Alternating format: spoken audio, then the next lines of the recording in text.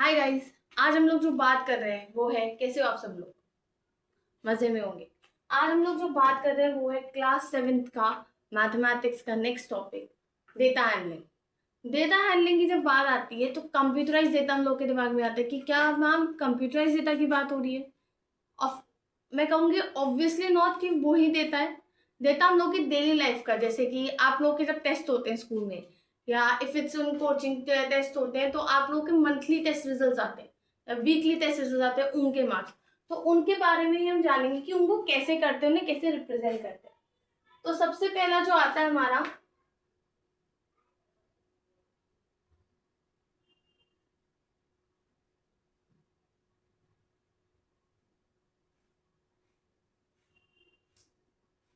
सबसे पहले जो आता है हमारा वो है रॉ डेटा। अब रॉ डेटा क्या होता है? रॉ डेटा जो है हमारी बात करता है हमारी data obtain from direct observation, यानी जैसे कि मैंने लिखा है डेटा जो डायरेक्ट ऑब्जर्वेशन से ऑब्टेन हो। किससे ऑब्टेन हो? डायरेक्ट ऑब्जर्वेशन से। मींस डायरेक्टली ऑब्जर्वेशन, यानी डायरेक्टली कोई, जैसे आपका मार्क्स ऑब्टेन हुए 10 स्टूडेंट्स के, वीकली टेस्ट हुआ है आपके 10 स्टूडेंट्स हैं, उनके मार्क्स आना कि रिंकी के इतने आए, पिंकी के इतने आए, अमन के इतने आए, राइट, सौरभ के इतने आए, इन सबके मार्क्स हो गया। तो वो वीकली टेस्ट के मार्क्स 10 स्टूडेंट्स के कितने होंगे, वो भी अनऑर्गेनाइज तरीके से। ऑर्गेनाइज यानी प्रॉपर ऑर्डर में, अनऑर्गेनाइज यानी प्रॉपर ऑर्डर में नहीं है, कैसे भी ऊपर नीचे, ना असेंडिंग है ना डिसेंडिंग ऑर्डर है, तो उसे कहेंगे हम रॉ डेटा। उसके बाद बात आती है ऑब्जर्वेशन की। ऑब्जर्वेशन यानी न्यूमेरिकल फिगर, जैसे कि मैं 10 स्टूडेंट्स की बात करूँ, रिंकी के 20 मार्क्स, 20 out of 20, अमन के 10 मार्क्स, तो वीकली टेस्ट है ना, यानी न्यूमेरिकल फिगर, यानी कितने, 20, 10, ये जो मैंने मार्क्स बोले यही हो गए हमारे ऑब्जर्वेशन। ठीक है। फिर आती है एरे। जब हम एरे की बात करते हैं, एरे के बारे में इसे अलग टर्म में बोला है अब, लेकिन एरे के बारे में आप लोग अच्छे से जानते हो। क्या जानते हो एरे के बारे में? एरे के बारे में जानते हैं, इसमें एक टर्म आपको कॉमन दिख रहा होगा, वो है असेंडिंग ऑर्डर और डिसेंडिंग ऑर्डर। क्या दिख रहा है? असेंडिंग ऑर्डर और डिसेंडिंग ऑर्डर। असेंडिंग ऑर्डर यानी छोटे से बड़ा, डिसेंडिंग ऑर्डर यानी बड़े से। तो इसमें सबसे पहले एरे का मतलब होता है जो हमें डेटा दे रखा है, जैसे 10 स्टूडेंट्स का डेटा दे रखा है हमें टेस्ट में, सॉरी 10 स्टूडेंट्स का डेटा दे रखा है हमें टेस्ट में, उसको असेंडिंग और डिसेंडिंग हमें अरेंज करना है उस ऑर्डर में जिससे वो आंसर आए, तो उसे ही कहेंगे हम असेंडिंग एंड डिसेंडिंग ऑर्डर में एरे। फिर आता है रेंज। क्या आता है? रेंज। रेंज यानी जो, जब आपने असेंडिंग डिसेंडिंग में अरेंज कर लिया, चाहे आपने असेंडिंग में किया चाहे डिसेंडिंग में किया, हाईएस्ट और लोएस्ट वैल्यू आई होगी, तो हाईएस्ट और लोएस्ट का डिफरेंस को कहते हैं रेंज। हाईएस्ट और लोएस्ट के डिफरेंस को क्या कहते हैं? रेंज। फिर बात आती है फ्रीक्वेंसी। फ्रीक्वेंसी यानी सपोज मैंने बोला रिंकी के 20 मार्क्स आए, अमन के 10 आए, कुणाल के भी 10 आए, तो कितनी बार 10 आए? 2 बार आया ना। तो वही चीज है फ्रीक्वेंसी, यानी कितनी बार वो अपीयर हो रहा है, कितनी बार सेम मार्क्स अपीयर हो रहे हैं, कितनी बार सेम चीजें अपीयर हो रही है। ठीक है। टैबुलेशन। टैबुलेशन यानी एक टेबल की फॉर्म में अरेंज करना systematically in a tabular form. Tabulation, tabular table की फॉर्मेट में। इसमें मैं लिख देती हूँ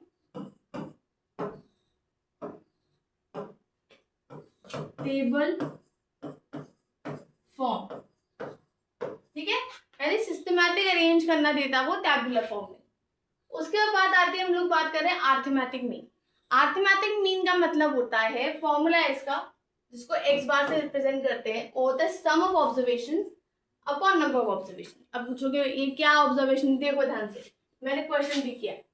एज है 10 टीचर्स के, क्लास 7 के दे रखे, हमें मीन निकालना, तो मीन कैसे निकालेंगे? पहले हमें निकालना है सम ऑफ ऑब्जर्वेशंस।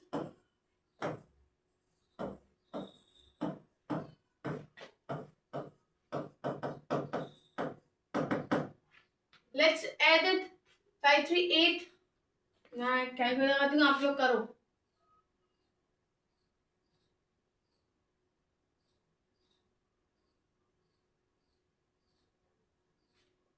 5 3 8, 4 12, 12 5 17, 17 और 4 और 21, 21 22 23, 23 और 9 40, 32, 32 और 5 37, 3 2 5 4 9, 3 12 5 17, 17 और 4 21, 21 और 6 27, 30, 32, 35 and 4 39, 397 आया observation. Total number of observation कितना है, कितनी ऑब्जर्वेशन है? 1 2 3 4 5 6 7 8 9 10. तो अब मीन का फॉर्मूला क्या हुआ?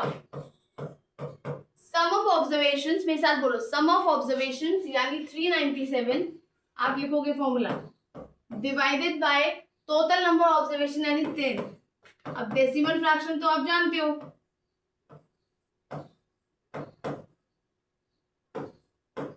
हो गया. तो मीन कितना है हमारा? 39.7. ठीक है, तो मीन का क्या फॉर्मूला क्या है? Sum of observations divided by number of observation. ठीक है, अगली जो बात है वो है हमारे मीडियन की.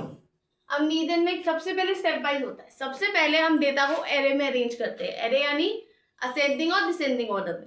ठीक है, अब उसमें फिर दो केस आते हैं, एन और ये देख रहे होंगे. एन का मतलब होता है कितनी ऑब्जर्वेशन हमने मीन में किया ना, टोटल नंबर ऑफ ऑब्जर्वेशंस कितनी 1 2 3 हमने गिना ना, ऐसी एन कितना है यानी टोटल कितना, सपोज 10 है. अगर 10 हमारा ऑड है, इफ इट इज 9, सपोज मैं 9 ले रही हूँ, 9 अगर ऑड है तो 9 + 1 10 बाय 2 फिफ्थ टर्म. तो जो फिफ्थ टर्म होगा असेंडिंग या डिसेंडिंग वाइज उसको हम करेंगे, लेंगे, वो होगा मीडियन. अगर हमारा एन इवन है तो उसका फॉर्मूला ये पूरा है 1/2 nth/2. अब जैसे मैं देख करती हूँ, ये मैंने ऑर्डर का लिखा है, आपका एन मार्क्स सबसे पहले सेंडिंग ऑर्डर में अरेंज कर लें. मैं एरे लिख रही हूँ जिससे आपको टेक्निकल टर्म्स लर्न हो. अरेंज करते हैं, चलो मैं सेंडिंग में अरेंज कर रही हूँ. 18 21 21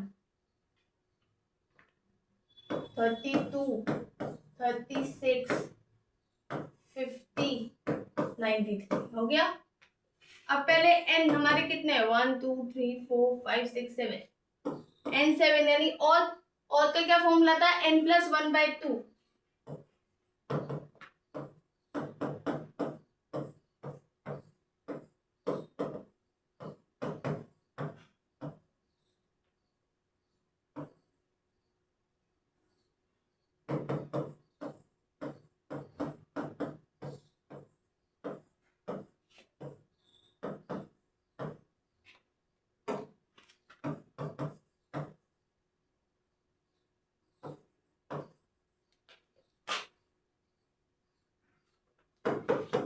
n + 1 2 8/2.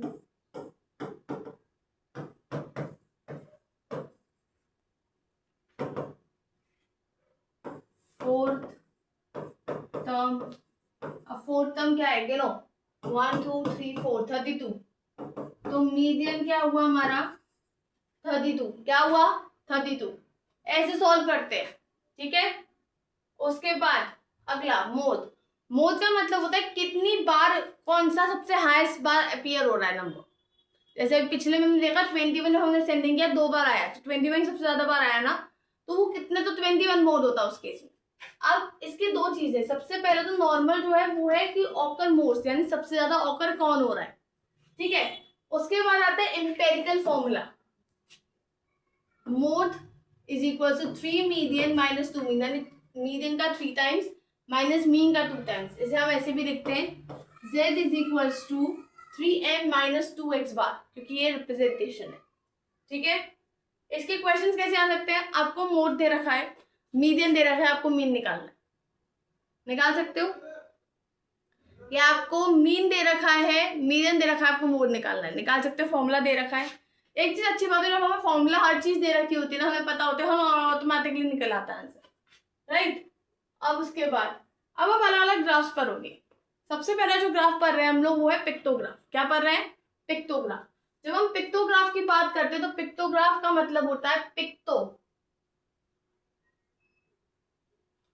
आप नाम से ही समझ रहे होंगे, पिक्टो यानी पिक्चर के थ्रू रिप्रेजेंट करना है. किसके थ्रू रिप्रेजेंट करना है? पिक्चर के थ्रू. अब वो पिक्चर जरूरी नहीं कि प्रॉपर पिक्चर हो सकती है, आप बना सकते हो. जैसे कि मैं यही बना रही हूँ जिससे आप लोगों को पता चले।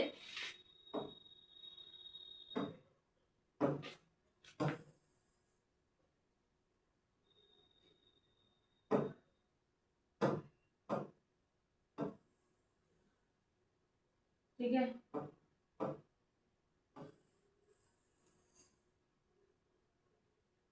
ओके चलो। देखो मेरा दे रखा है एक्टिविटी और टाइम स्पेंड, तो हमारी एक्टिविटी हमने लिखा है एक्टिविटी, क्या लिखा है टाइम स्पेंड। तो एक्टिविटी, अब हमें टाइमिंग दे रखा, तो हम क्या करेंगे, सबसे बेस्ट तरीका देखेंगे इसमें जो स्केलिंग होती है, स्केलिंग यानी कि एक कितने का रिप्रेजेंट होगा। तो इसका जो स्केल है मैं यहाँ लिख रही हूँ, इसका स्केल ले रही हूं मैं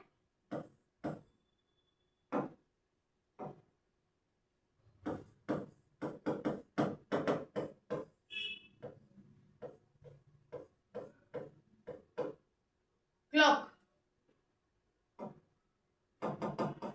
मैं सर्कल ले रही हूँ, यानी 1 घंटा जो है वो एक सर्कल रिप्रेजेंट करेगा। क्या रिप्रेजेंट करेगा,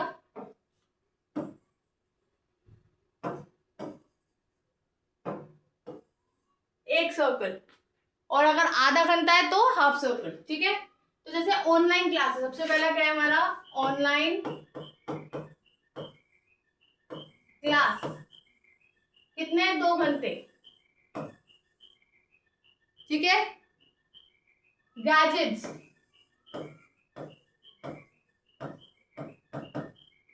2 घंटे, self study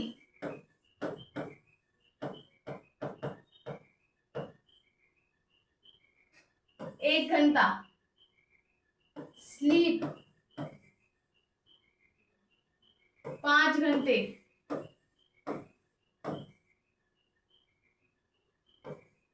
others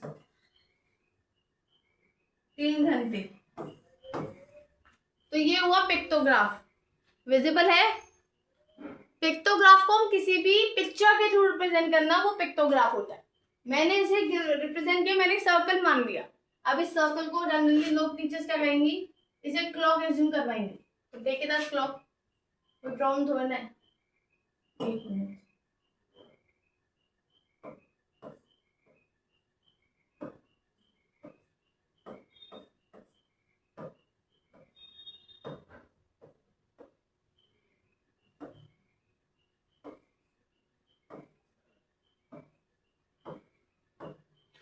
clock represent हो गई। मैंने अभी नॉर्मल क्लॉक बनाई है बिना उसके सब चीज किए हुए। तो एक चीज देखो, ये रिप्रेजेंटेशन हुआ, ये पिक्टोग्राफ का रिप्रेजेंटेशन है। किसका है, पिक्टोग्राफ का। अगली जो बात कर रहे हैं वो हम कर रहे हैं बार ग्राफ की। बार ग्राफ यानी बार्स के थ्रू रिप्रेजेंट करना। आप लोग जो आजकल के बॉयज होंगे, गर्ल्स भी होंगी जो जिम जाती हैं, जिम के बारे में जानती होंगी, वहाँ बार्स होते हैं, that you hold up and do the exercise, right. तो इसमें बार का क्या मतलब है, इसको रिप्रेजेंट करना। कैसे रिप्रेजेंट करना, देखो ध्यान से।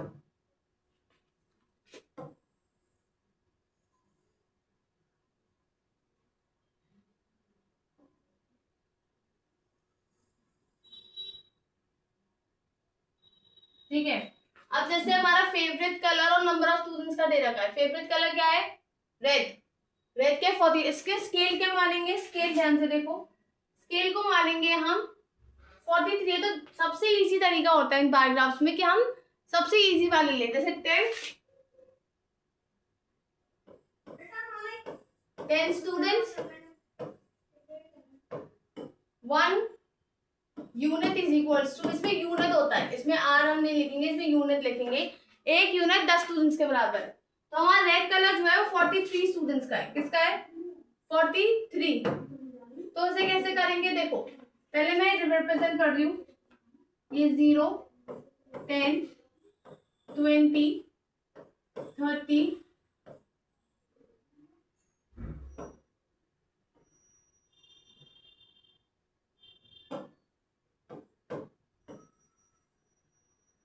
40 50 60। ठीक है, मैंने यहां तक लिया।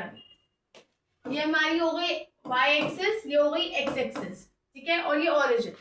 अब सबसे पहला जो स्केल है हमारा वो है 43। एक चीज ध्यान रखना, ये आपका वो ग्राफ नहीं है जिसमें लगातार आपके ग्राफ्स बनेंगे। जनरली ग्राफ्स ऐसे भी होते हैं, देखो ध्यान से।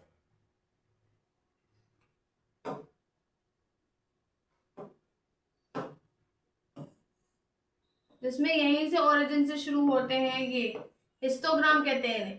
ये वाले ग्राफ की बात नहीं कर रहे हैं हम, बात कर रहे हैं बार ग्राफ की। तो जब बार ग्राफ की बात कर रहे हैं तो बार ग्राफ जो है एक ब्लॉक छोड़ के होगा। क्या होगा? एक ब्लॉक छोड़ के। तो हमारा है रेड 43 है।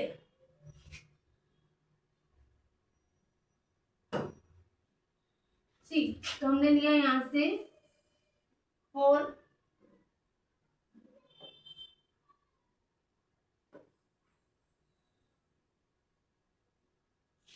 43 1 10 1 2 3 वो आपको मार्क करना पड़ेगा, ठीक है। ग्रीन 19, इसमें क्या बनता है ध्यान रखना।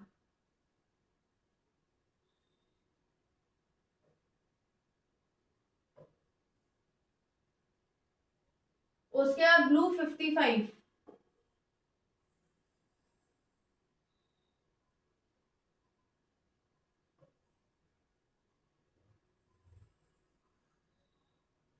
ठीक है। फिर है येलो 49,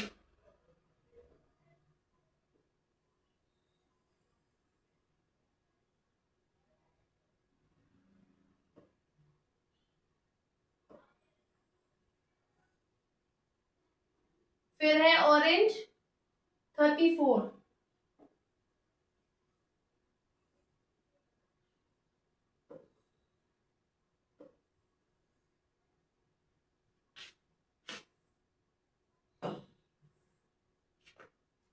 अब जनरली बच्चे क्या करते हैं, आप लोग ही जैसे आपको, तो मैं ऐसे लिख रही हूँ जैसे आपको पसंद है, समझ आए। ये रेड का, फिर है ग्रीन। अब ग्रीन यहाँ नहीं हो तो नीचे लिख लो ग्रीन। फिर है ब्लू,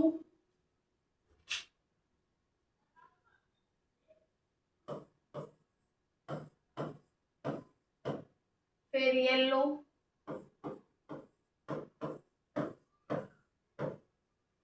फिर ऑरेंज,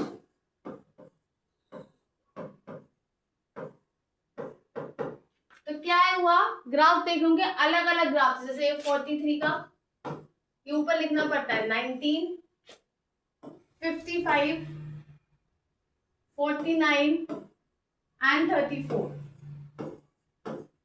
तो एक ग्राफ हमने रिप्रेजेंट की, एक चीज क्लियर दिख रही होगी, ये एक प्रॉपर ग्राफ है जिसमें गैप है। देयर इज अ गैप, इनमें ग्राफ्स होता है, बार ग्राफ्स में गैप होता है, ये ध्यान रखना, ठीक है। तो समझ आया। उसके बाद हम बात कर रहे हैं अब कि हमने बात करी एक ग्राफ और बचा है, वो अलग है क्योंकि इतना प्रोसेस करने में ही आपको टाइम लग जाएगा। तो चलो कुछ क्वेश्चंस करते हैं, ठीक है। तो हमने क्या क्या सीखा, रॉ डेटा पता, रॉ डेटा क्या होता है, हमारी ऑब्जर्वेशन सीखी, रेंज निकालना क्या होता है, highest to lowest,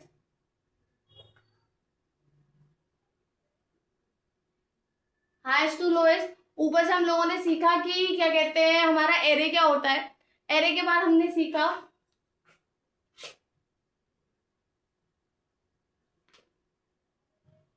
C find the mean.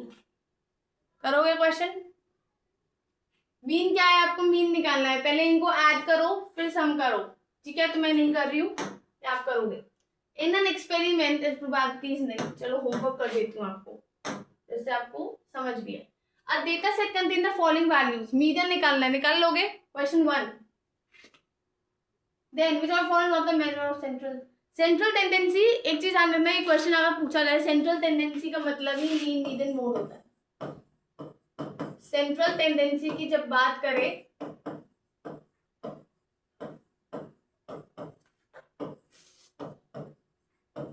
तो उसमें मीन, मीडियन और मोड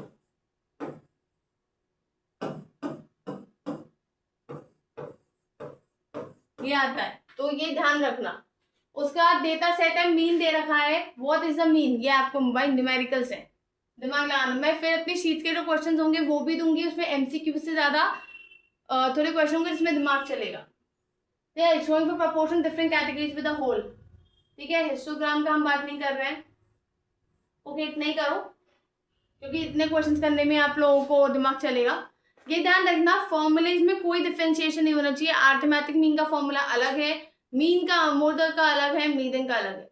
मोड का रिलेशनशिप, और एक चीज और जो आपको पूछा जाए कभी क्वेश्चन, आई थिंक पूछ सकते हैं, रिलेशनशिप